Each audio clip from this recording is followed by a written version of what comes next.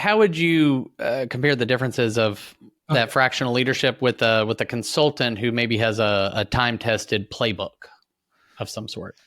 So the difference between consultants and fractional executives in general is that the fractional executive is sitting on a role in your organizational chart, in your org chart.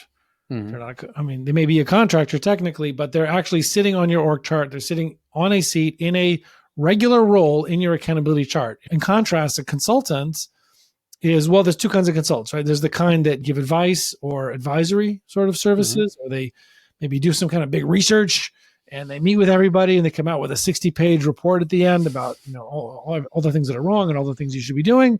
And they, kind of wish you luck, as I call in the book, drive-by consulting, right? Which is giving that advice. And so that's what it is. The other type of consultant is an execution consultant, right? Maybe, let's say your marketing firm.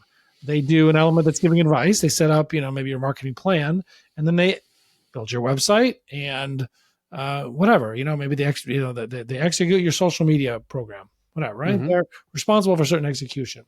So in a consultant, they could have execution, they could have advice, but in any of those things, they're going to be doing so on a limited scope basis. They're going to have a certain scope for the work or the scope for the advice that they're giving.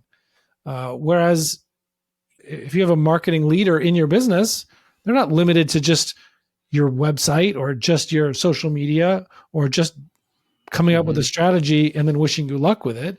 They're responsible for that whole function of the business, whatever that means. Right? You all determine together what that means and what exactly is included within that. So that's the difference with a fractional executive, is they're responsible for a whole function of your business for as long as they're engaged with you. Just like if it would be a full-time person, as long as they're employed with you. That is the big difference.